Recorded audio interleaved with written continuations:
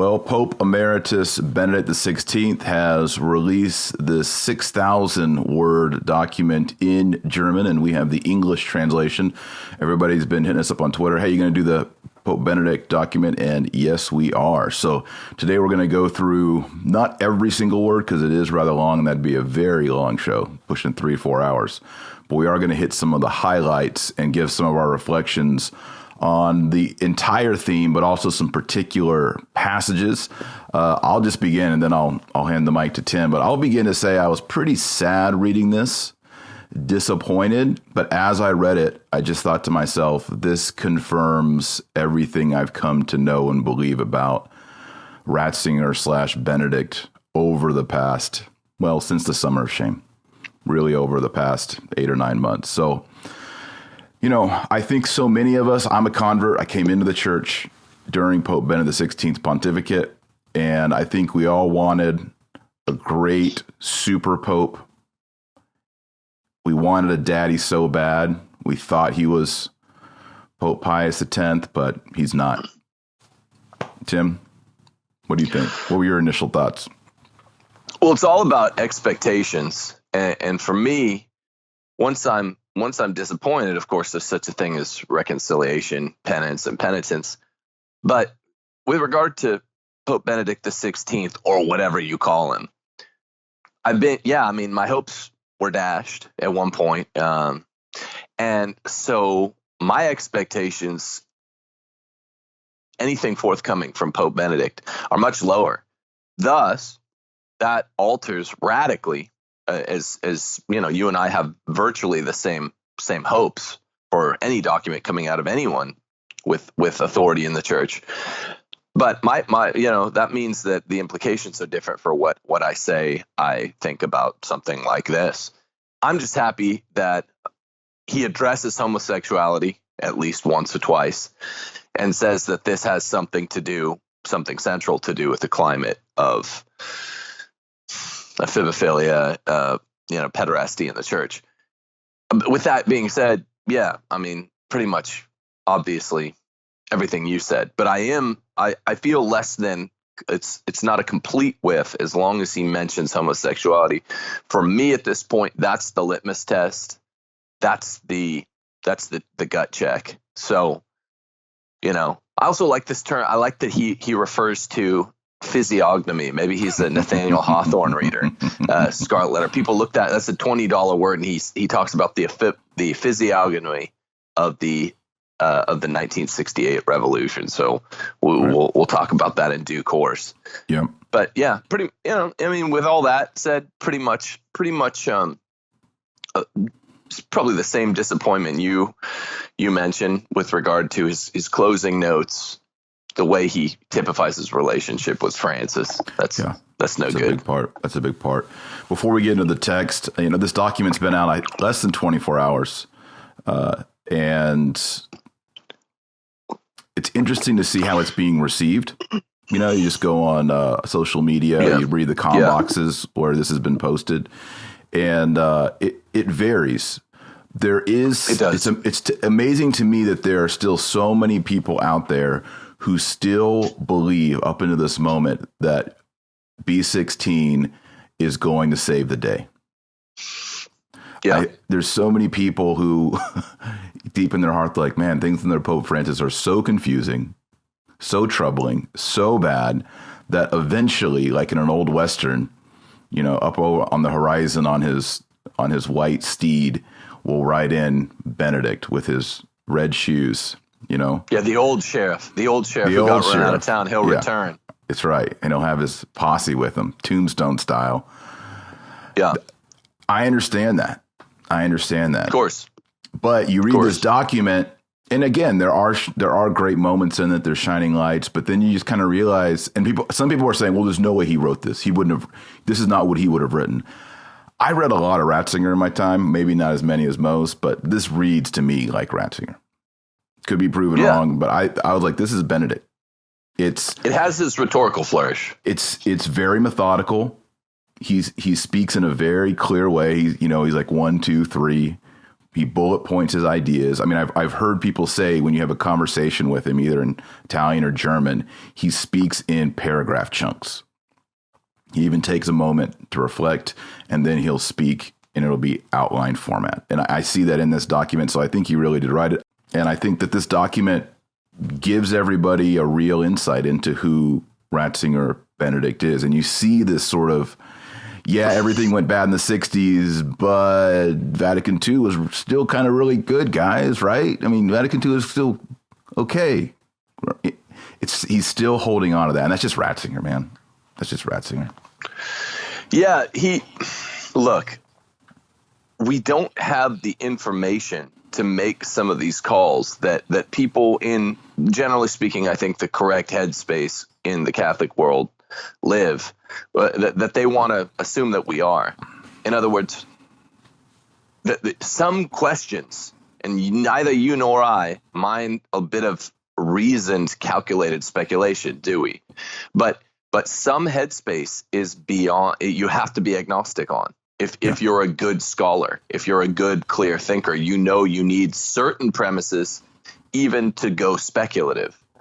And even if you're doing a kind of speculative syllogism, right, you need some minimal premises. We just don't have it as to things like, for certain, did Ratzinger write every word of this document? All you can do is you can, with an disposition erring toward, he probably did, right? Because we have our normalcy bias. He's claiming, he's not coming out there saying I didn't pen this. And this goes for other issues involving his resignation as well. No one knows with 100% certitude, but it does sound like him on a hear. It looks like him on a look, and it's got the pretty good Ratzinger feel thoroughgoingly. Now, yeah, I wish that he wasn't so chummy with Pope Francis. I wish, again, it's kind of like you see the senators in the U.S. Senate. You want to hope that they're not friends on other sides of the aisle. That's how the dialectical process works. You want to hope he's good, Francis is bad, or whatever. He's fighting for the right things. Francis is fighting for the wrong things. Therefore, there should be some antipathy there or whatnot. But this is also consistent with Benedict. The last couple times he's spoken out, he's disappointed us before, because he said the exact same kind of thing about Francis, hasn't he? Yeah. We want to see Gandalf the Grey have that epiphany moment where he realized, wait a second, Saruman the Wise is bad, right? Exactly. We want them to fight and spin, in the movie, spins him around the tile floor and all that. Then throws him up to the top of Orthanc. Yes. Looks and uncomfortable. Then Ratzinger gets one of those moths and sends it off, and he gets one of those eagles, and the story goes on. And he leaves his captivity there in the Vatican. Exactly. And he flies off to Avignon, where he where he works something on the side. No, that's not going to happen, sadly. I think this is him. Now, I want to say a word. A lot of people don't understand that when it comes to senators and even bishops, they don't write their stuff like we lower people write letters and briefs. These are usually at least 1, 2, 3 more people who are writing these documents. Yeah. Even I've written sermons for archbishops, right? I've been part of that process, and it goes like this. Hey, Taylor, I want to talk about this. These are my 3 to 5 bullet points. I want to emphasize this. This is the conclusion I want to make. Please write it. You go off and write it. You come back 2 or 3 hours later. He reads it. He says, I don't like this paragraph. Remove it. This isn't really the ending I want. I want it more like this. You go do it. You bring it back. He says, that's great. And then he gets in the pulpit or his group of people and he reads it. And, that's how it works. But it's all his mind. Right. So I don't think that Ratzinger got out a sheet of paper and a number 2 pencil and sketched this out. I think he sat down with Ganswein. I think he said, hey, things are pretty crazy in the church. People want to hear from me. I'm not going to put out something official because I don't want to step on Francis's toes. I'm going to put it out in a magazine, a German magazine. We were talking about this earlier. It's like, if I were the American Pope, would I just say, hey, I'm going to release something to Newsweek. Let's brief it. Let's get it ready. I don't know. Yeah. I don't know. 6,000 word piece. Yeah. Hey, Newsweek, they would have a cow, literally. I think if you tried to publish a 6,000 word piece in Newsweek. Right. But it's funny. The Germans, they have a long attention span. They do. They say the longest. I guess Bavarians, which is where he's trying to publish it, are eager for chapter long articles. Good for them if so. But no, what you're saying is really true. It's a great disappointment even to law students. I remember when I befriended one of my contracts professor, he told me, and later he announced it to the class, that there are only 2 federal judges in the entire federal judiciary that are known for writing their own opinions top to bottom, right? And none of them are SCOTUS judges. An 11th district judge and I think 8th district judge, both of whom are sort of famous in their own right, are the only ones that write it top to bottom. Does that mean that there's not thematic unity and stylistic flourish that's consistent in a Scalia piece? You bet. Yep. But what they do is he has his clerks write most of the thing. He injects his rhetorical flourish. Not to mention he has a lot of these guys that are really methodical about it. They ask for clerks that can attempt to ape their style. That's right. And so it's kind of disappointing. I mean, even just the way the world is. It's how it is. It's how Cicero did it. Cicero also worked through secretaries. It's how St. Paul did it. In my book, Catholic Perspective on Paul, I actually go through all the times that St. Paul, not Pope Paul, St. Paul describes the people he is writing the letter with. Romans, I write this through Tertius. Right. And so many over half the epistles are Timothy and Silvanus. Timothy, I chronicle all the different secretaries he uses. So, and again, Paul was losing his eyesight. We know that. So it's hard for him to write. So he's going to dictate. He's going to say, bring me a draft. No, I don't like those words. No, that's wrong. Cite this Old Testament verse. And then he's going to put it out. So that is how I think this document, like all Vatican documents, gets produced. All papal documents. St. Thomas would dictate. Now, this is dictation. I think Thomas would actually do the complete thing. But he had like 4 secretaries at once, and he'd be writing 4 different documents or parts of the Summa at once. He'd be like, all right, you go now. Okay, I want to talk about hylomorphism here. Now I want to talk about ethics here. Now I'm talking about the Trinity here. It's like, what I've heard, he would actually dictate 6 different books. So he's like doing a commentary on Aristotle. He like recites 3 paragraphs. That guy's writing it down. Now he's like, okay, commentary on Romans. And that guy, and he's like, now, okay, commentary on Dionysius. And his mind is on all those levels. It's incredible. Even still, he's not going to be able to cite when he says, as Pope Gregory says, as St. Leo says, as all those quotes. I'm sure he knows a lot of them, but it's still going to be up to the secretary to check the quotes and fill in the quotes. You know what I mean? Sure. They're more like research assistants. Exactly. There. I guess this is more disappointing because this is a very, very, very active research assistant, even a ghost author. But nevertheless, you're right that this is certainly the way that the modern world works, and a lot of even those ancient guys did it, and we should accept it as from the mind of Benedict. That's my point. That we should. I mean, until other evidence comes to light, like these other things, some people are just not good at this. How to operate on low intel, right? I mean, no one likes it. It's not comfortable, so you accept as a given what seems to be apparently given for the time, what seems to be apparently true. It's really important to remember, probably with all things concerning Pope Benedict XVI at this point, because there's so much that's clearly being held away from the light that we just can't know at this point in history. Yeah. Though we do have 6,000 words. So let's look at it. Let's look at it. So I'm going to begin here at the beginning. Pope Benedict XVI says, since I myself had served in a position of responsibility as shepherd of the church at the time of the public outbreak of the crisis and during the run-up to it, I had to ask myself, even though as emeritus I am no longer directly responsible, what I could contribute to a new beginning. Thus, after the meeting of the presidents of the bishops' conferences was announced, I compiled some notes by which I might contribute one or two remarks to assist in this difficult hour.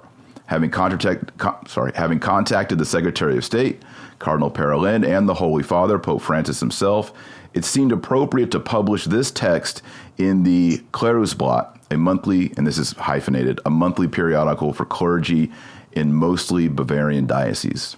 So there's the prologue to it. And it's interesting that he accepts some, well, actually he doesn't accept any culpability. He just says this broke out during his pontificate.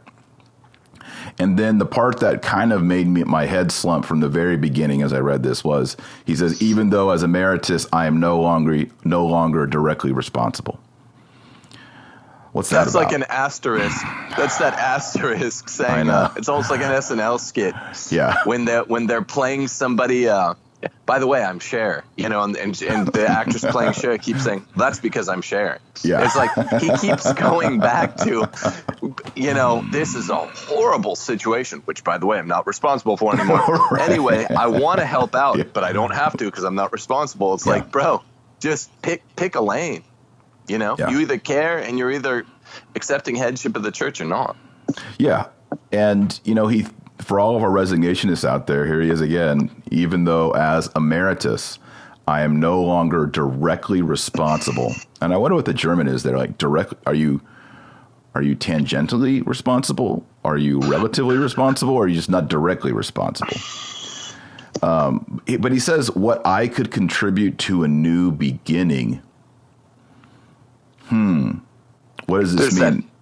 There's that. What is this? If Vatican II, like Benedict's buddy JP2, was a second Pentecost, does this mean a third Pentecost? How many Pentecosts does the church rightly said to have? Come on, we don't need a new beginning. We just need people to stop getting molested when they're serving Mass. I know. Yeah, I was thinking here. I mean, is he thinking that this is going to help a new beginning? Is this document? Or is he going to do something else? I've long said and we've said it on the show, the only person who knows where all the bodies are hid under Paul VI, under JP1, under JP2, and himself, the guy with the most knowledge on planet Earth right now regarding the Catholic Church crisis is Ratzinger Benedict. Yeah. He can come out and do a Vigano. And in fact, as I read this whole document, I said, man, I'm kind of spoiled. Tim, we're spoiled. We've been reading Vigano documents where he's talking about salvation of souls, heaven or hell, sanctifying grace, mortal sin, like the real language of the Bible and the Council of Trent clear. We've always thought, Benedict's so clear, but he doesn't speak with that apostolic voice of Vigano. So that was a disappointment. Right. We should talk about this for 30 seconds. In the context of beauty that stems from tragedy, think about how, even though all our expectations have been utterly lowered, abjectly lowered throughout the course of Summer of Shame and what's followed, that's just the average. Our average has been pulled down, but the kind of high points, high churchmen now. We actually, what you just expressed, which is people always asking us, okay, what's the positive? What's the silver lining? Here it is. Now, the high churchman has been elevated from a kind of, I don't know how you want to typify Ratzinger or Ratzinger's papacy, but a kind of high, good as neocons get, a 6 to now Vigano. Now the standard has been elevated and our expectations have been, which is basically what you just said. It's an important point to make. We used to think Ratzinger was the Vigano before most of us knew who Vigano was, aside from we knew he was Apostolic Nuncio from 2012 on. But I didn't know he was this clear a thinker. Yeah. So there it is. There's your one bit of silver lining in the cloud, people. Well, when you've been breathing the air of Nouvelle Théologie, when everything is ressourcement, when, Balthazar and de Lubac replace Garrigou Lagrange and Tanqueray and and I don't mean the gin, I mean the theologian, legit. Yeah, Bellarmine and, all these great minds. Well, yeah, then you read Ratzinger, whoa, this guy, he's so clear, he's so far to the right, and that's how we all were, But again, I think our challenge over and over on TNT is, hey, guess what, Catholics? 1950 wasn't the beginning of awesome theology. In fact, it was the utter decline of philosophy and theology. It's time to widen your scope and kind of back that all the way up to AD 33 and include the whole thing. So, all right, well, that's the prologue. Shall we jump into some of these parts? I mean, he begins talking about sexuality. That would be the theme of this document, I think, is he's not afraid to talk about sex and immorality. It's right off in the first few paragraphs. Do we want to look at some of that? Sure. I mean, he talks about pornographic movies. He talks about how in academia that we said in Germany, the then Minister of Health, Miss Strobel, had a film made in which everything that had previously not been allowed to be shown publicly, including sexual intercourse, was now shown for the purpose of education. What at first was only intended for the sexual education of young people consequently was widely accepted as a feasible option. So this is a sex ed where it's very graphic. It's a little vague whether or not he thinks that it's necessary to have such graphic sex ed. I mean, I'm no prude on a lot of issues, but you definitely don't need the Pontifical Academy for Life's new sex ed program. I can't remember if we've ever talked about that. I mean, it's fine to, language, text can be specific. You don't need the kinds of graphic lewd images just to hear about like forms of contraception or something. Yeah. Even text needs to be regulated. Sure. Alphonsus Liguori's sections on the 6th and 9th commandment, sex, are historically not allowed to be translated in vernacular, Latin only. Even if you buy a translation, those are in Latin. And the idea was it scandalizes people because Alphonsus asks about positions and certain acts and the morality of all these things, and it was just seen as immodest. And so it's for moral theologians, but Plumber Joe doesn't need to read about all this stuff. It's getting too deep for Plumber Joe. Too deep, yeah. So, yeah, no, I know. Yeah, so even that's a little like what when you read that line, it's kind of like, well, it's not as if anything goes in sex ed, and then recreatively, it's not. You should pull back. You should narrow the margins of how much goes. Like educationally, the same principle applies. You scratch your head on that one. Yep, and he talks about how on Good Friday, 1970, he remembers seeing billboards plastered up with a large poster of two completely naked people in close embrace. So he's basically talking about the sexual revolution that we Americans associate it with Woodstock and all that, but he's kind of giving us the Euro-German digression of sexual mores. Which is a guarantee. All things German are, at least 3 times weirder. There are at least 6 times more robotics involved. Yeah. And there's always like techno music in the soundtrack. Yeah. So as weird as things got here, MK Ultra, the hippies, Woodstock, leave it to the Germans to make it even weirder. No offense, German viewers out there, if we have any. And this is where you get your favorite, your $20 word, Tim. Part of the physiognomy of the revolution of 68 was that pedophilia was then also diagnosed as allowed and appropriate. Yeah, so I'd like to, so this term actually, what this term means is, and I learned this in 10th grade at Dallas Jesuit there, Miss Felice's English class, reading Hawthorne. Physiognomy actually means when you look at someone's face, or it can also mean any part of their body, their physical form, which tells you about something that's going on in their soul.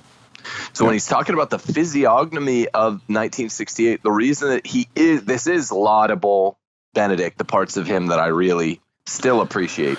He is sneaking in a critique of the sexual revolution, a second jab, or more like a follow-up, overhand right after a jab. Because, everyone who reads this and doesn't look up what physiognomy is or know it is like, well, he's definitely critiquing the sexual revolution. But what he's saying is, secretly, not so secretly, that you could tell what's going on inside the sexual revolution by looking at it. So I think this is another wink toward homosexuality and the endemic pedophilia that homosexuality seems to include, by using recourse to this term. Yeah. Because it's something you see that tells you about the soul, and this is clearly all you could really mean by you invoking that term. Yep.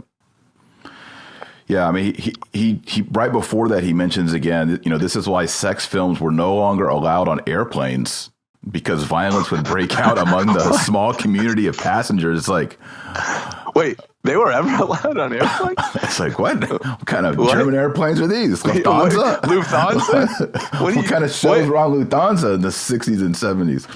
All the teenage readers are like, dude, I'm going to start taking Lufthansa. Yeah. No, I mean, it's still a problem because I've never experienced this flying, but I've heard situations where, he's referring back in the day, or maybe he's referring to now, I don't know, but there'll be some perv dude with his laptop and he's watching some porn film. And there's like a mother in the row back and her son's looking, and she's like, "Excuse me, sir, can you turn off your porn filth on the airplane in front of my kids?" And, obviously there's a little scuffle there, So I don't know if he's referring to that now or if he's referring back in the day. He's referring to 68 in that context. So Ganswein may have wanted to add a little clarification there, but still. I've heard of very recently, and this is a true story, my friend Scott was boarding a plane from Providence, Rhode Island to here, and he saw a good gentleman. I've now spoken to this guy that was on his phone, and he was watching TNT, nice. Which was exciting for Scott. He was like, "Oh, we good." approve. But he didn't get into any scuffles. No one found us that offensive. Yeah. As offensive as someone watching a porn on a plane. I've never heard of this problem, just for full disclosure. Yeah. So, we're thinking he's going through the 60s, and we're thinking, well, Ratzinger, you were kind of involved in this big meeting in the 60s that revolutionized the Catholic Church liturgically, philosophically, morally, and theologically.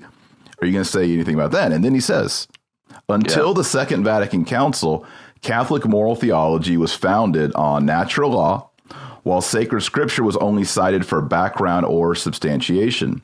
In the council's struggle for a new understanding of revelation, the natural law option was largely abandoned, and a moral theology based entirely on the Bible was demanded. And I would have said to this, Ratzinger, I respectfully disagree. This is not true.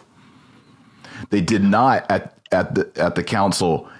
I agree they got rid of natural law, obviously, but that moral theology was based entirely on the Bible. That was not Vatican II. No. It was all consequentialism. Yeah. It was he says, but in another place nearby, I'm not looking exactly what you're saying. He does clarify that, which this doesn't come out of the Bible. I agree with your objection.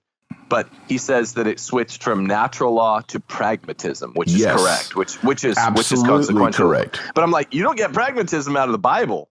No. Emeritus, bro, or whatever you call it. Because he's saying though there's a shift. We used to be really strict on natural law, and then we got more lax by appealing to the Bible. To the supernatural law? No. The Bible's more specific. Natural law is way more generic. Yeah, totally. There's only one primary precept in natural law. The Bible has lots and lots of specific precepts. So I just don't understand this at all. I mean, I really do think in Ratzinger Benedict's mind, the whole Vatican II situation is jumbled up and probably will remain jumbled up. And this is evidence of it. He is right in saying that the scholastic understanding of natural law was jettisoned. Was lost. Yeah. Absolutely. It was jettisoned. and it was jettisoned in favor of a kind of pragmatism, which he says somewhere. I don't know whether it's before or after which you polled, but he does say it was jettisoned in favor of pragmatism. Correct. The part about the Bible, you scratch your head. I mean, he's a 90-year-old guy. I mean, I guess he's a really smart 90-year-old guy. I don't know what we're supposed to do with that. That citing scripture will loosen the screws. It's the silliest thing I've ever heard. Yeah. I don't understand that at all. So, all right. Well, then he goes on to talk about morality based on the scriptures. He's talking about Father Schuler here. I suppose, one of the things that happened at Vatican II is, hey, we're going back to the Bible, we're going back to the Fathers, by which I mean I'm going back to what I want to happen and saying it's in the Bible and the Fathers. This is Bugnini all day, 7 days a week. And Bugnini actually, he learned to do this in the liturgy. He learned it by watching guys like de Lubac say, oh, when someone said, what you're saying is against Thomas Aquinas and against the consensus, he said, oh, well, I'm going back to the Fathers. I'm like, oh, okay, that's good. Go back to the Fathers. But he wasn't an oblique reference. Yeah. It's hard to go sight check him when he's like, oh yeah, I'm going back to all like the patristics and the Didache and the first apostles. And you're like, okay, I'll cede the floor, I guess. But really, that doesn't seem like something they'd say. I too know of them. Yes. It implies A, that Thomas is in contradiction with the Fathers, and B, it's just sort of this general appeal. And then you press some of these guys, you press on Balthazar, and he's like, well, what I'm referring to Origen. And you're like, well, Origen's not really a saint. He's got some good ideas, but Origen ain't no Augustine. Origen ain't no Basil the Great. Yeah, he's got some oddities affixed to his theology. So this is a problem. This is a problem. Yeah. There's I mean, I don't know, maybe I'm just repeating, but people out there listening should understand there seems to be a deep-rooted schizophrenia in the mind of Joseph Cardinal Ratzinger, Pope Emeritus, about not only the council, but the ideas of the council, natural law being arguably the foremost one of them, scholastic philosophy, namely Thomas Aquinas. You hear him in late interviews in his papacy, the last full year of his papacy. He did the interview book with Peter Sievold, and he's admitting, and he's not admitting it in the sense of shame, where he's ashamed that he ever had this point of view. Mm-hmm. He's admitting it affirmatively. I know. Yeah, we were just bored with Aquinas. I mean, I've talked about it on this show before. We were just bored with Aquinas, and it's like that way lies problems. And so now when he's saying, we jettisoned Aquinas and natural law in terms of moral theology, it's like, well, which is it? That knot never seems to get untangled. As smart a guy as he is, when you listen to interviews from Ratzinger. I'm glad you made that point, Tim, because we could go back to the paragraph I read a few minutes ago, and when he says we jettisoned the natural law at Vatican II, you could just take out the word natural law and put in the words Thomas Aquinas, and it would mean the same thing. Absolutely. And it would actually be more specific and more true, because that's what they did. People need to realize the Nouvelle Théologie, they all kind of gave lip service to Aquinas, but when you read the footnotes and you read what they say, it's anti-Thomistic. And you'll hear modern people like Bishop Barron say, oh yeah, I'm a Balthazarian, I'm a Thomist. No, please. Don't insult us. Ratzinger also in this section, he talks about in the 80s, the crisis for justification and presentation of Catholic morality reached dramatic proportions in the 80s and 90s. What does that even mean? You want to say what you think? I don't even know what that means. I think it means, okay, so your normal lay Catholic hasn't seen the dramatic proportions of aberrant Catholic moral theology that was going on in the 80s and 90s until they started hearing Pope Francis talk. Because they didn't go to seminaries, they didn't go to institutions of higher learning. They didn't know that there's people out there saying, well, if a prostitute is in a certain situation, does she have to reveal that she has AIDS to a client? Like, they didn't hear all this mumbo jumbo. Right. It was only until you hear Francis where he says stuff like, well, if people are living with one another outside the sacrament of marriage, but there's a fidelity there, it can actually be a positive relation. And you're like, what? Your lay Catholic never heard that. So he's referring to the rot that was in the 80s and 90s. And of course, now we're actually hearing some of that overflow into the public discourse because we have a pope who was raised in that climate. He even references a book here that was edited by himself and Cardinal Casper. Like, oh, wow. Oh, man. Don't want to bring that one up. I know. It's like, why would you do that? I mean, but was my question, that's how I took that sentence as well. But my question is, what are you talking about? The lady's not getting, there might have been some cognitive dissonance that the new leniency enjoyed mostly by the kind of bourgeois laity, we kind of, my priest is in the confessional. He's telling me it's not a torture chamber. Right. And hey, we've had 2 kids that we've already replaced husband and wife in the population. Don't, no contraception we don't really believe that anymore. They know that they're enjoying this leniency. And I get what you're saying about they haven't studied academically and they don't really care academically what this means at the higher level, but they have to understand that this is the thing about people in the 80s and 90s and 70s as well. In general, like that leniency doesn't come from nowhere. Nothing, as Heraclitus said, nothing comes from nothing. Yeah. And where'd you think they're rubbing 2 nickels together and getting a $1 bill? Like that comes from someplace. That newfound leniency. That's why it's newfound. So, I mean, were you not listening to the sermons on Sunday? They're all leniency. None of them are about traditional morals. Your lay person doesn't say, now, wait a second. Doesn't John of St. Thomas, when he's talking about Aquinas, say that? They don't do that. They just think, I guess not. Father said. Yeah. I went into confession. They probably didn't say, hey, my husband and I replaced us with 2 kids. They probably say, hey, my wife really needs to go back to work. We're a little short on cash flow right now. Right. And, we don't want to have a kid, or she just started her new job. And the priest assured them that morally it's okay if they're following their conscience and trying to support their family or whatever it is. Yes, you can buy a pack of condoms at Walmart or get her on the pill. That's what they heard in confession. So, but they didn't say, is there a new moral climate in the 80s and 90s allowing us to do this? Of course, Yeah, fair enough. And what's sad is that in the 80s or 90s has produced the decline of vocations and the decline in mass attendance in the 90s and the aughts and now in the teens.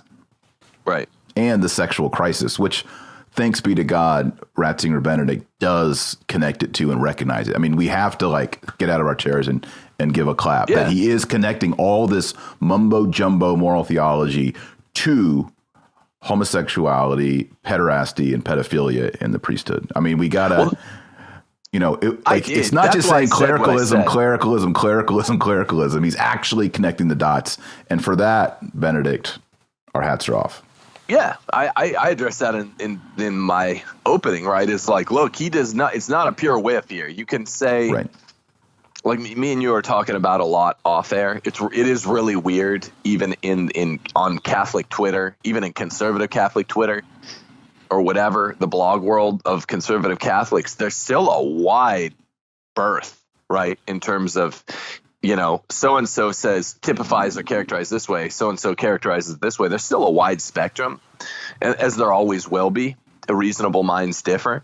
But what you can't disagree on, where you can't demur with regard to this letter, is he does address the issue, and maybe not boldly, maybe it's not his most audacious moment, or maybe it is, I don't know. Benedict's not known for his audacity. But he does connect in a few different places, semi-subtly, semi-obviously, homosexuality to the beating heart of the thing. That's why I like the physiognomy remark. That's why I like that he gets to the issue. He's not just saying clericalism. Right. Which is laughable. Come on. It's a joke. What? I already saw a political cartoon. I guess it's an ecclesiastical cartoon. And it has, or maybe it was a meme. And it has someone reading this document of And then the caption says, but I thought it was clericalism, because obviously Benedict's not saying it's clericalism. He's saying, no, it's sex. It's an inordinate love for sexual perversion. And that's how we got here. Right. So do you want to say anything, Tim, about, he mentions Veritatis Splendor from 1993, which is JP2 on intrinsic evil. And that was, I mean, you got to give JP2 credit. That was high mark. Putting up, high mark, putting up the dam. High point. There's a flood coming, and he does put up a dam. You know, it's with laudable. Some shining moments too, with some stylistically shining moments. I don't have it on hand, but Veritatis Splendor is, it's an A. It's a solid A. And it was I read it as an Anglican seminarian. Not a Catholic seminarian. Our moral theology professor said, we're now going to read something from the Pope, John Paul II, on Veritatis Splendor. I read this thing. I think this is solid. 100% agree with it. Well, you're the only seminarian reading it then, because Catholic seminarians were not reading that in the middle 90s. Yeah. I don't even think that's a joke. I think you literally were, if you were, what year were you reading that in? What year was this? Early aughts? Yeah. John Paul II was still on the throne when we were reading this. Right. Yeah. So if he was, then that's interesting. No, it's one of and Familiaris Consortio also is one of the high mark. I forget what year that is. Similar late JP2 era, right? But these are high points in the JP2 magisterium. Yeah. Yeah, absolutely. What does Benedict say about it here? I didn't catch any reference. He says, Pope John Paul II, who knew very well the situation of moral theology and followed it closely, commissioned work on an encyclical that would set these things right again. Again, this shows that popes don't actually sit down at their desk and write. He commissioned this encyclical. Right. It was published under the title Veritatis Splendor on August 6, 1993, and it triggered vehement backlashes on the part of moral theologians. Because again, in the 80s and 90s, it was all about following your conscience. Your will determined the morality of the act. Pure relativism. When you hear, it's irony upon irony that when you hear a prelate in the 80s, 90s, 2000s talk about conscience, they're actually overturning conscience, the objective basis for conscience. But it is pure relativism. It means if you say it's okay, it's okay. I mean, it's as close as you get. Sometimes when you find yourself in a moral situation and you determine, oh, this is cloaked relativism, right? Cloaked subjectivism. Sometimes it can be a little tricky, a wolf in sheep's clothes.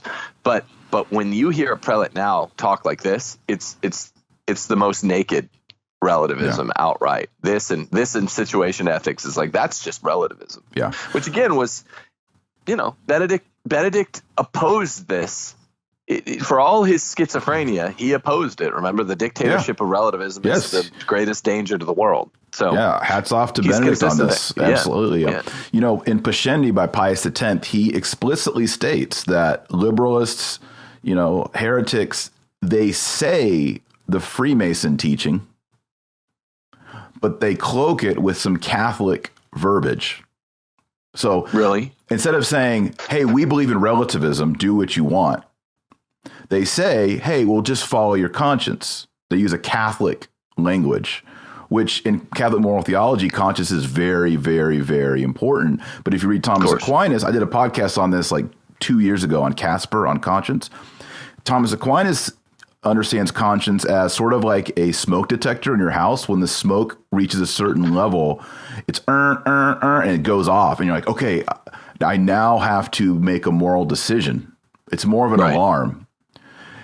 In Casper and in, what Benedict's referring to here, it's more of a get out of jail free card. It's more of this is what appeals to me in the moment. What seems to be the best action forward. Therefore, I am excused from any precept that would forbid it, which is not what Thomas identifies as conscience. So actually, when they say conscience, they're not referring to classic Catholic understanding of what a conscience is, because you can't even form that kind of a conscience. Right. You're just Right. using conscience, as you said earlier, to cloak relativism. It's a placeholder. It's a placeholder for what I want to do, rather than there's no Platonism in this. There's no Platonic form of the right moral choice in this situation, the right moral act, Aristoplatonism. There's just literally conscience is an empty set. It's a citation without a referent, whatever you want to call it. There's nothing beyond what do I want to do now, and does it feel okay? That's right. Which is part of the problem with this JP2 personalism. It would, even though it's anti-relativistic, any amount of personalism, a motivism, kind of gets you in some of the same troubles. But whatever, yeah.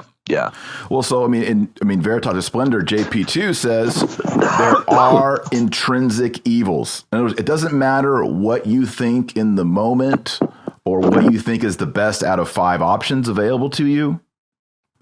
Like, use a condom, have an abortion, like you put up however many, like, well, that's the best option. I'm going to do that in good conscience. He's saying there are certain acts like abortion, contraception, that are intrinsically evil. And no matter what kind of conscience you bring to the act, it's wrong.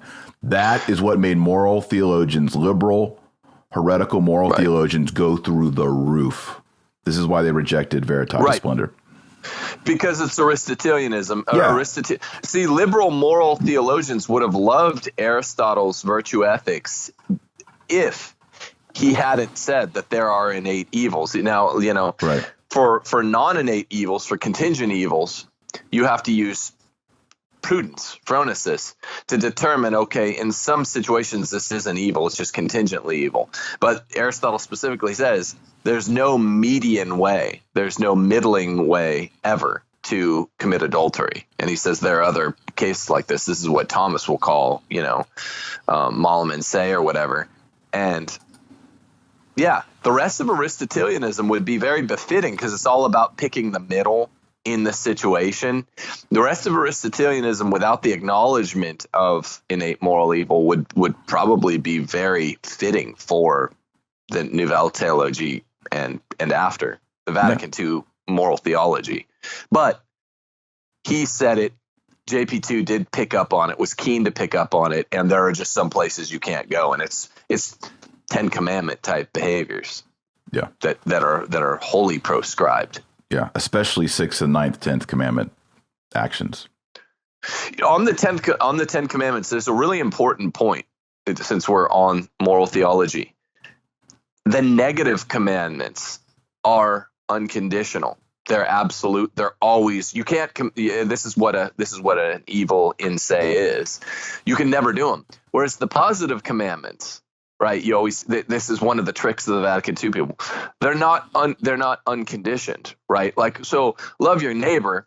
Yes, but you can't. Are you loving your neighbor when you're asleep? Is a question Aristotle would ask. I think Father Ripperger is the one that makes this point. I may be wrong.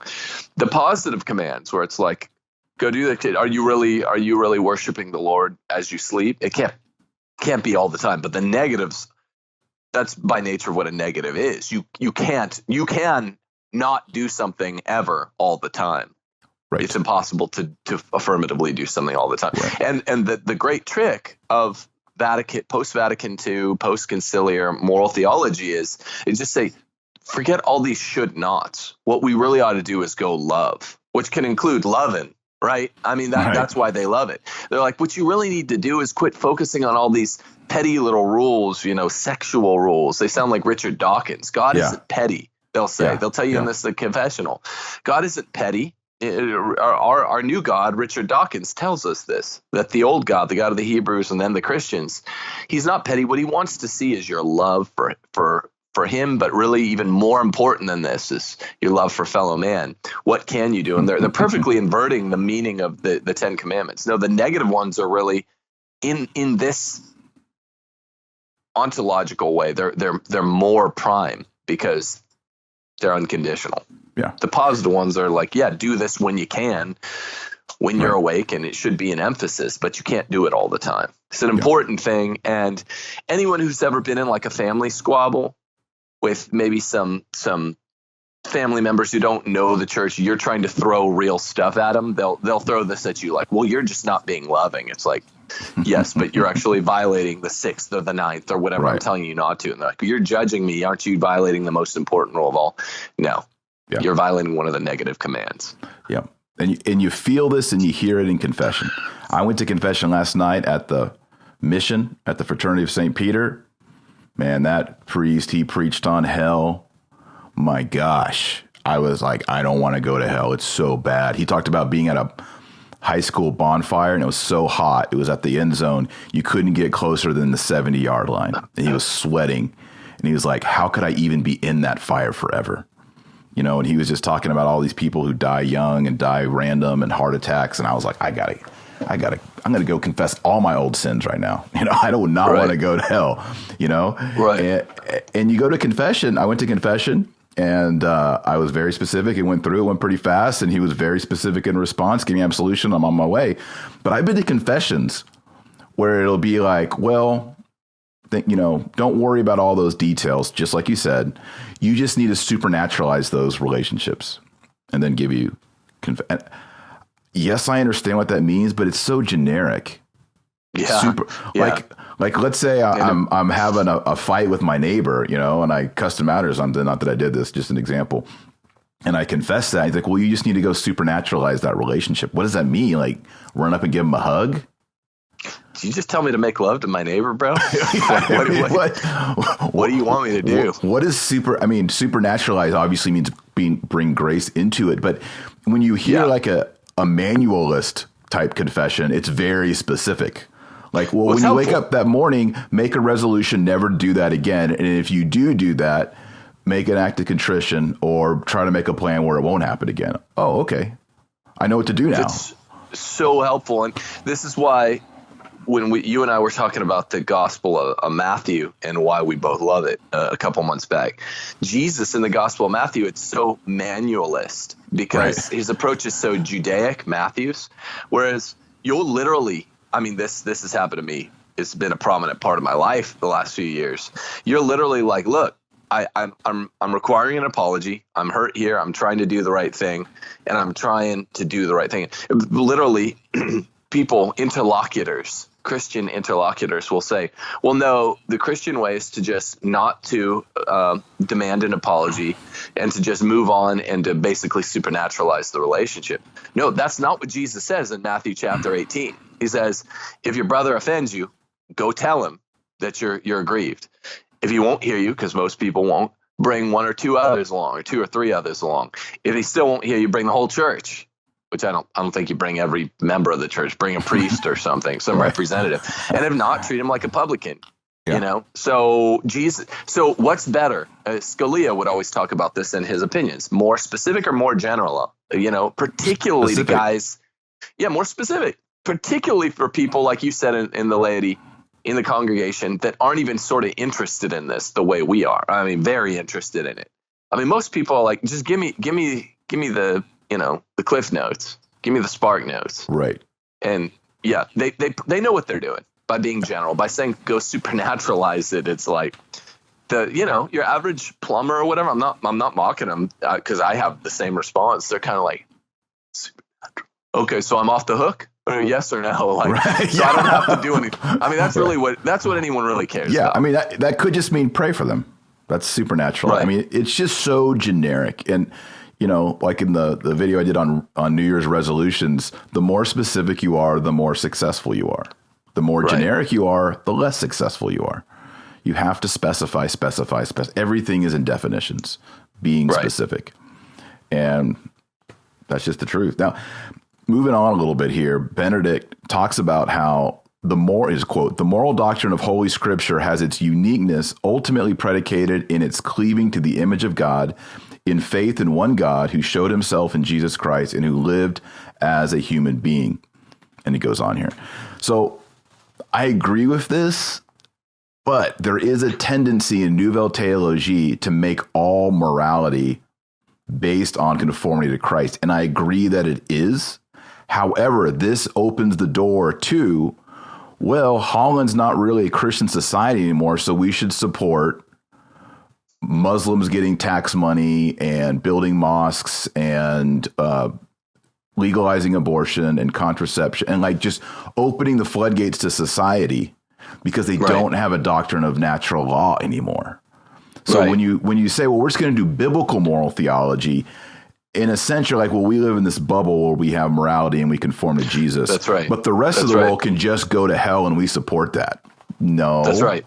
No. This brings us around to, and Ratzinger, I don't think would state this so robustly, but this brings us around to the social kingship of Christ doctrine, right? It's like, if we're not willing to say that Christ is king of this world socially, this world even, not just the next. In Vatican II, they wanted to kick it to the next. That's right. So then you could they could effectuate the precise sort of citizenship within a godless polity like Holland or whatever that you're talking about. Whereas if you're like, no, I mean, the laws might be godless here in Holland at this point, but it's our job to preach, at the very least preach, have it on our lips, the social kingship of Christ, so that those people might be saved, so that we don't fall into their errors, and that, so, the Great Commission, that whole thing.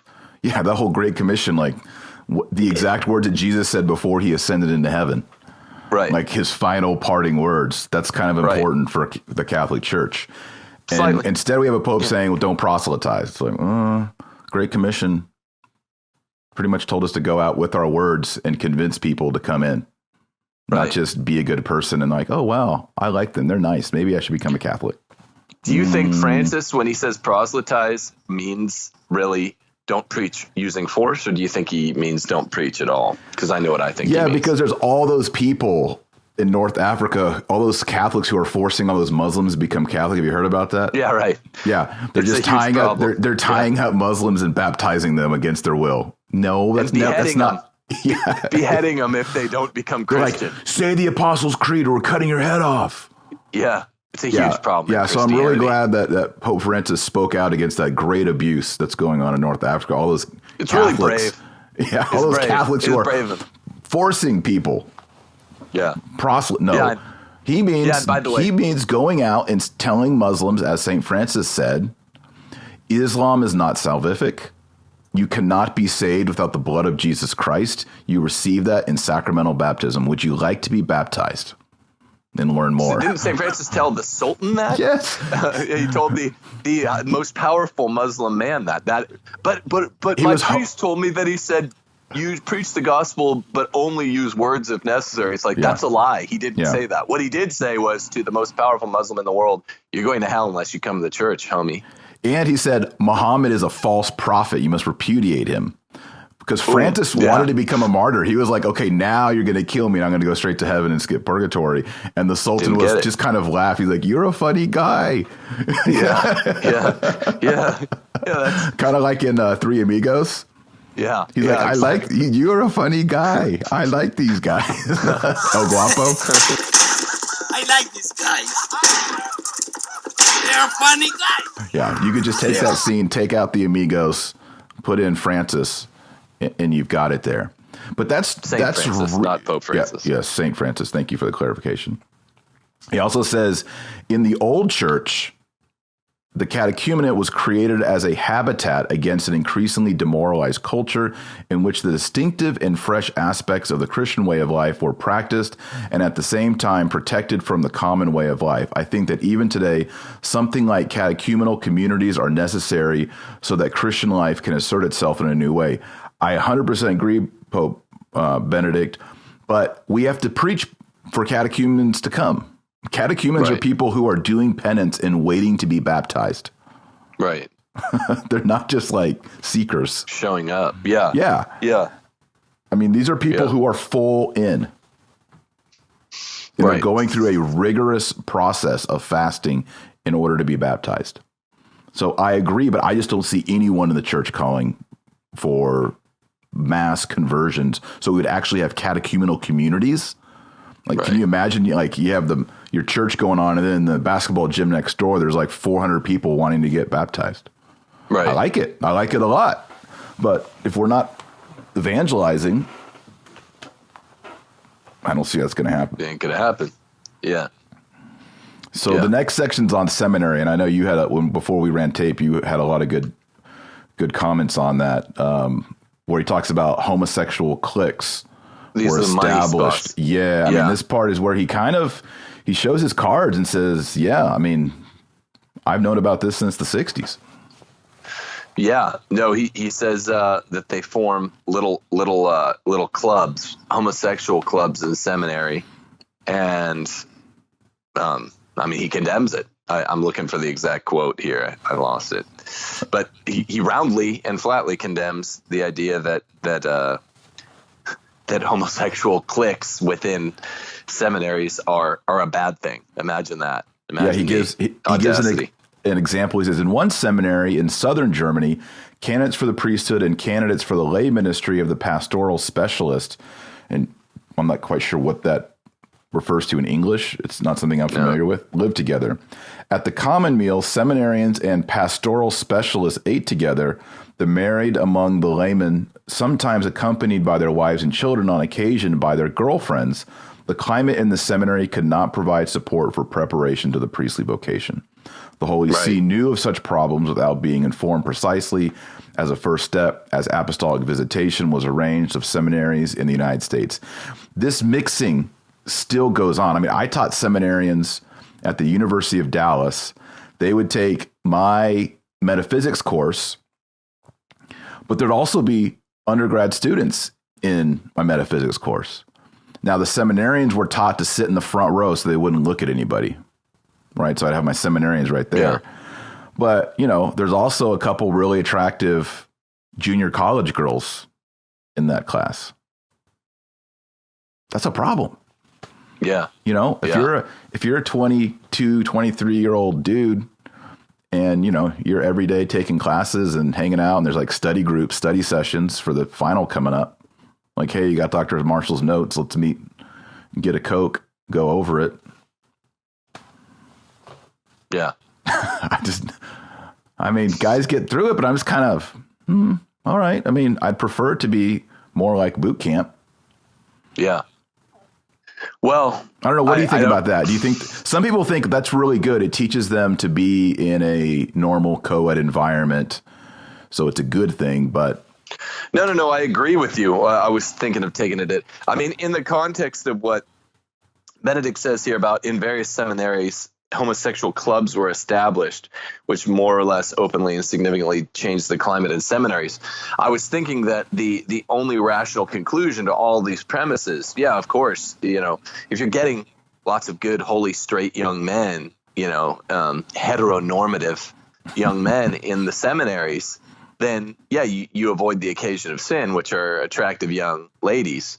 But this is just one more reason why you have to be really fishing out those with same-sex attraction from the seminaries, because there's no way to implement that if you're, by definition, you're getting a pool of young men, you know, and along a various spectrum of attractiveness. You're not going to rewrite Harrison Bergeron and make all the attractive young dudes put a bag over their head. I'm kind of thinking this is why absolutely, if there's force to what you're saying, and there is, this is why traditionally we've cloistered priests, even diocesan priests. Well, not cloistered them, not in the segregated sense, them, not in the liturgical sense. Yeah, you pull them apart, and in the sense of you set aside some space for them where they can study and be around one another. There's no point in going to all that effort unless they're all straight young men and you've siphoned off the young ladies. If they're gay dudes and they're attractive dudes in there, then why'd you go to all that effort? I was so naive back then. I'd see one of the cool seminarians like spending a lot of time after class talking to the really cute girl in the class, and I'm like, man, I hope that vocation doesn't get tanked. You know? Yeah, exactly. But I was like, so naive. I wasn't thinking. You know, oh, this seminarian's hanging out with that attractive male over there too. Like I wasn't. Maybe that was happening too. I don't know. Right.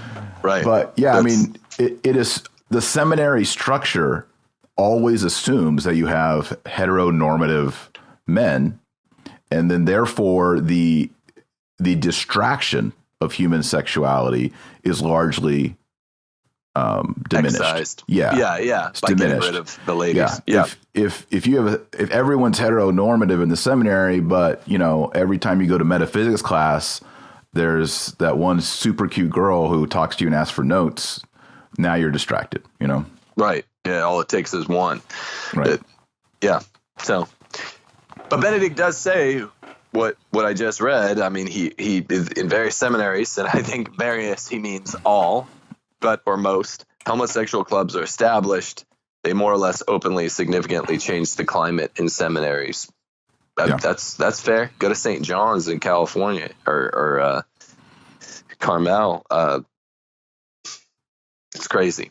So he also says the new sexual morality, also encouraged a critical or negative attitude toward hitherto existing tradition in favor of a new, radically open relationship with the world. How does he not see this as not coming from Vatican II? I know. It's like dissonance. word for word almost from Vatican II. It is. Yeah. I mean, why can't he see it?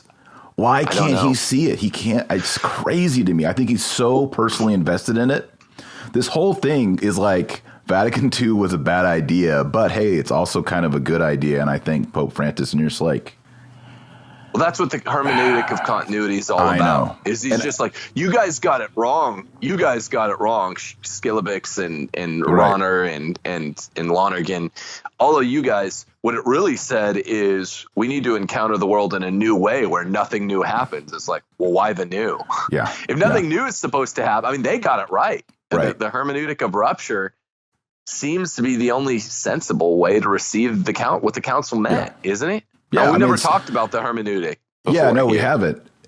I mean, I've gotten more red pilled on it, but yeah, I mean, Vatican II is great. It told us to open the church to the world, but the problem is that beginning in the 60s, we started opening the church to the world, and you're like, come on, don't you see what you just said, and then how that relates to the other? But in Ratzinger Benedict, you're never going to see it. At least in Pope Francis, you get him saying, before Vatican II, people were wrong, like on the death penalty. Yeah. We just got it right now because of the genius of Vatican II and the new approach to the world. And my predecessors were unmerciful and wrong, but now we got it right. That's more consistent. Well, it's more consistent, and it gives people a clearer choice, right? The people sitting in the pews, they're not hearing this mongrel doctrine preached as we were in the 80s and 90s. Like, no, Vatican II changed nothing, but it changed everything. You're like, what the hell does that mean? And I mean, literally, if it's all new, go out to the world. Instead of making the world conform to us, we'll conform to the world. It's like, okay, well, you are saying Spirit of Vatican II then. I mean, this has been my position my whole life. I remember debating this in middle school. I'm like, literally in middle school with an ex-nun teacher of mine, I won't say her name, in 6th grade, I'm like, so how is this not, I didn't know what Spirit of Vatican II was. I just assumed that was Vatican II. And I was like, how is this not saying the new liberal stuff about conformity to the world? And she's like, it's not, but it is. And who knows? And I'm like, what are you talking about? Right. It's nonsense. Yeah. Here's another one. One bishop who had previously been seminary rector, notice he says the bishop. One bishop who had previously been seminary rector. Is there someone behind me? No. I want to make sure because this is like, I don't want my real to walk in. One bishop. No big deal. It was a ghost. Don't worry. Okay. Yes. Yeah. It was the ghost of Vatican II. One bishop who had previously been seminary rector had arranged for seminarians to be shown pornographic films, allegedly with the intention of thus making them resistant to behavior contrary to the faith.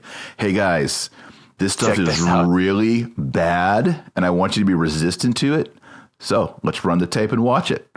Get some popcorn. You should never watch what I'm about to show you. It's like, hey, kids, smoking crack is really bad. Watch this. And you pull out a crack pipe. What? Get at your rock. Yeah. Yeah. And smoke a rock in front of my kids to show them how bad it is. And they see me jumped up. Enjoying. Yeah, exactly. This is falsely enjoyable, and you should never do it. Watch me enjoy it falsely. What? Then he says, this is ridiculous. And then he says, I mean, this shows that Benedict knew the problems. It was like, well, everyone around him was telling him everything was fine, so he didn't know. No, he knew. There were not only in the United States, individual bishops who rejected the Catholic tradition as a whole and sought to bring about a kind of new modern Catholicity, in scare quotes, in their diocese. My question to Pope Ben XVI is, if there were individual bishops who rejected the Catholic tradition as a whole, are they Catholic bishops, and are we laity bound to observe them and subject ourselves to them? If you read the Fathers of the Arian Crisis, the answer is no, you are not. If a bishop rejects the whole Catholic tradition, he's not your bishop. Yeah, it's a tough question. It's a real tough question. I mean, I don't claim to know. That's where we need, and unfortunately, the magisterium, throughout 2,000 years, doesn't have many instances of this, and look, if they're telling you directly to violate your well-formed conscience, I should say, and worship this golden calf, it's like, no, the answer is no. I don't know if they're still your bishop. Maybe they still are your bishop. That's where I plead ignorance, but you just disobey them. Yeah. You never violate the first commandment just because your bishop told you to. Yeah. And he says they're bringing about a new modern Catholicity in their diocese. So I like this part. Benedict saying, look, there are two versions of Catholicism out there for sale. The real one and the new modern. He even uses the word modern there, by the way. It's not capitalized like modernist, but wink, I think what he's talking about. That's good. So I like that. We have to realize that we're being sold two distinct products who have the same label, Catholic. We have to be discerning. Yeah. I also like how he says certain students were caught reading my books were considered unsuitable for the priesthood. That's funny. Yeah. That's funny. It's kind of an honor. Yeah, I think so. I think he's kind of patting himself on the back there, and I'll let him do that. That's fine. That's good. Well, we're running out a little bit of time. Should we jump to the end here on the Francis farewell? Yeah. Do you have that in front of you? Through some high parts. Or do you want me to I don't have it in front of me. Yeah, no, you can do it. Oh, we did some good parts right now. Now we're going to get to the disappointing part. But again, not new. Not new as you hear this, people. We've had Benedict say something as, I think, even worse than what Taylor's about to read, that his pontificate and Francis's should be viewed completely in line with one another. Right. So no one be shocked here, just be disappointed. Yeah. Well, right before this, he says we live in an era of the Church of the Martyrs, and that this is going to give witness to the living God. I'd like to see some actual pontifical, episcopal, papal leadership give witness to God, and not just people on the peripheries, as they say. But he says, here's his final statement. I live in a house in a small community of people who discover such witnesses of the living God again and again in everyday life, and who joyfully point this out to me as well. To see and find the living church is a wonderful task, which strengthens us and makes us joyful in our faith time and again. I don't like this. This sounds soft. Fruity. And then he said, and then he says, at the end of my reflections, I would like to thank Pope Francis for everything he does to show us again and again the light of God, which has not disappeared even today. Thank you, Holy Father, ! Benedict XVI. What's up with the again and again? I don't know. It's over. Anyway. It doesn't sound like him. That does not genuine. I will say if anything on here is fake, it's those last two sentences. Yeah. I live in a house in a small community of people who discover such witnesses of the living God again and again in everyday life, and who joyfully point this out to me as well. Go make a difference. I mean, come on. Do so. Yeah, that's weird. I mean, again, the complete ambivalence. I'll quit saying schizophrenia, but the complete ambivalence of Pope Benedict XVI is like, you talk about everything. You set up all these pins to knock them down. Yeah. All these things that are wrong with the church that typify to the teeth the Francis pontificate. And then at the end, you're like, and bro, you probably already know I'm going to say this, but thank you, Francis. You're great. It's like, this is Francis. You just spent 5,700 words describing, condemning, or criticizing. And then you spend the last, paragraph saying something like this. It's schizophrenic. Yeah, you're basically saying, I've just spent 6,000 words explaining how St. Peter has been placed into a dumpster fire, and it's horrible, and everyone in the whole world's coughing and choking and confused and doesn't know what to do, and it's been going on since the 60s. But I live in a small house, in a small community with people who discover, it's like, well, great. Congratulations, B16. I'm glad you live in a house in a small community where again and again people point out to you the joy of living in a faith community or whatever. Yeah.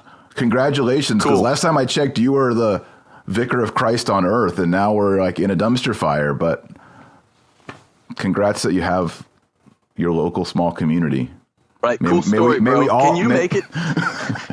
Can you make it easier for me to go to Latin Mass? I don't know what any of that means, but I have to drive an hour right now to get to Latin Mass. Like, I don't. Again, what you said about the details, like, great. Yeah. I don't know what any of that flourish means, but I really would like to get to a Latin Mass. Just can you make that great? Can you make it so that my priest, whether I go to any one of the priests in town except for 3 out of the 30 priests I have in town that I know of, will tell me if I do have to commit a serious sin, that they'll tell me, yes, that's good, you're confessing it. Don't ever commit this again if you can. Right. Can you make it so that I'm not hearing, oh, that's okay, go ahead and do it, it's up to your conscience. Right. Can you make it where, the music at church is either non-existent or beautiful? Can you make any of this stuff happen? I don't know about your small community where you worship again and again the spirit of here comes everything. Like just get it done. Yeah. I mean, the beginning of this, it's a sandwich, right? The meat was great. It's like roast beef in there, but the bread on the top and the bread on the bottom was a little stale. Yeah. To see and find the living church is a wonderful task which strengthens us and makes us joyful in our faith time and again. I mean, it's just the same kind of things that we've heard Sunday after Sunday in the mainstream modern Catholicity that he talked about, 19 paragraphs above. So anyway, that's it. That's the TNT take on it. Benedict XVI, we thank you for bringing clarity and actually opening up and talking about the plague, the scourge of homosexuality in the seminaries, pedophilia, bad bishops, and all that stuff. Moral relativism. He addressed. We all knew it was true, but it's good to see somebody close to the top acknowledging it. And we'll see what the aftermath of this document is, what happens. So there it is. Indeed. Go make a difference.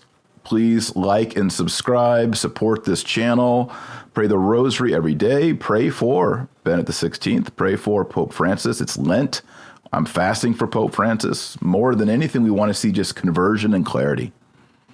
Like Tim just said, tell us how we can get these things that we know that Benedict XVI thinks is healthy and good. So that's it. Out.